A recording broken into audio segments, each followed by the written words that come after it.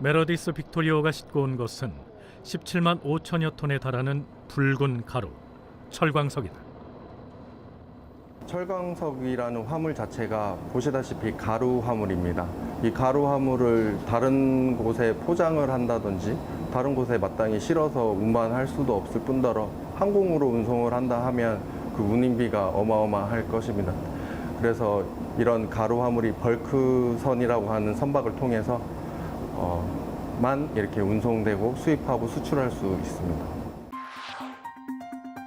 화물선은 화물의 종류에 따라 크게 4가지로 나눌 수 있는데 가루 형태의 광물이나 곡물 등을 싣는 벌크선, 원유나 화공약품 같은 액체는 탱커선을 통해 옮긴다.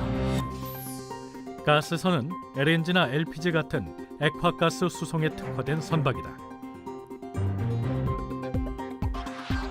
그리고 규격화된 컨테이너에 물건을 담아 옮기는 컨테이너선으로 나뉜다.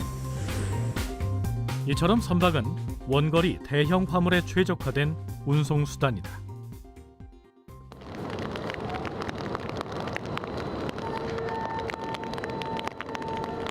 이곳에 도착한 철광석은 수송 라인을 통해 제철소로 바로 옮겨지고 이후 제련 과정을 거쳐 자동차나 선박 등에 사용하는 강판으로 탄생될 예정이다. 입항 나흘째, 남아있는 철광석만 다 옮기고 나면 배는 다시 브라질로 향할 예정이다.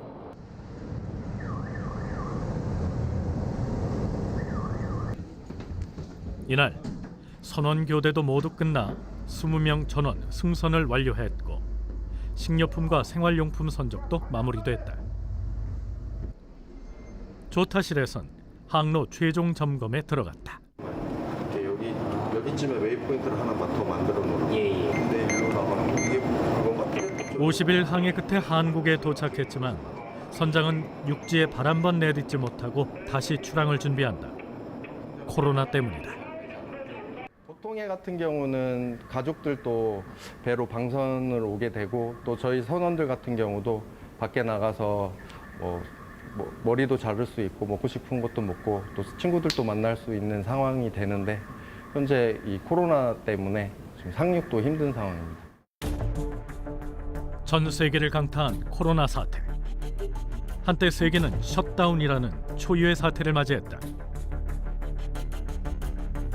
일상이 마비됐고 국경은 폐쇄됐으며 교류는 멈췄다.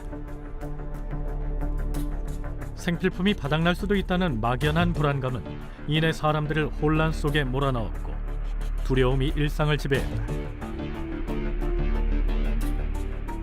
하지만 세계의 바닷길은 여전히 열려 있었고 해로를 따라 선박은 끊임없이 움직였다.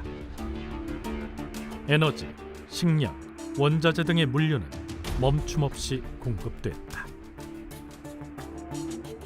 운송에 차질이 생긴다면 당연히 대한민국 경제에도 문제가 이제 발생할 거라고 생각하고 절대 해운업이 올 스톱되고 그런 일은 없을 거라고 생각합니다. 우리나라는 반도체나 자동차 같은 제조업을 기반으로 한 수출 중심의 경제 구조를 갖고 있다. 하지만 제품 생산에 필요한 원자재는 대부분 수입에 의존하고 있다. 에너지와 식량 같은 안보 물자 역시 마찬가지다. 더구나 우리나라는 지정학적으로 섬과 같다. 비용과 효율성을 고려한다면 현실적으로 바닷길은 대체 불가한 운송 통로다. 우리나라의 경우에 보면 다른 나라하고 그 물동량의 한 99.7%를 해운이 운송합니다. 우리나라 무역 의존도가 70%가 넘습니다. 그런 우리나라가 해운업이 없으면 어떻게 되겠어요? 만약에 서울하고 지방을 잇는 고속도로가 없다고 생각을 해보세요. 부산이나 목포를 잇는 고속도로가 없다고 생각하시면 서울 사람들은 물고기 먹기 힘들죠. 가사 먹더라도 굉장히 비싸게 먹겠죠. 무역 의존도가 없는 우리나라 같은 경우에 해운업은 필요한 게 아니라 그냥 필수 불가결한 절대적인 요소입니다. 해운업은 화물이나 여객을 선박을 이용해 운송하는 사업을 말한다. 해운 중개나 선박 대여업 등도 포함하고 있지만 화물 운송 사업이 절대적인 비중을 차지하고 있다. 해운사는 화주에게 의뢰받은 화물을 선박을 이용해 운송해주고 그 대가로 운임을 받는다. 해운사가 직접 보유한 선박을 이용하거나 선주에게 배를 빌려서 운용하기도 한다. 운송에 관한 서비스를 제공한다는 점에서 선박을 만드는 제조업인 조선업과는 엄연히 다른 분야다.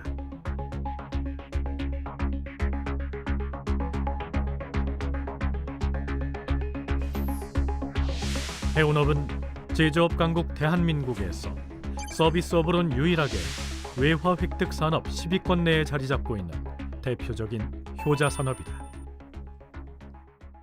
이 해운 산업 자체가 이제 그 외화 가득 산업으로서 중요한 기능을 합니다.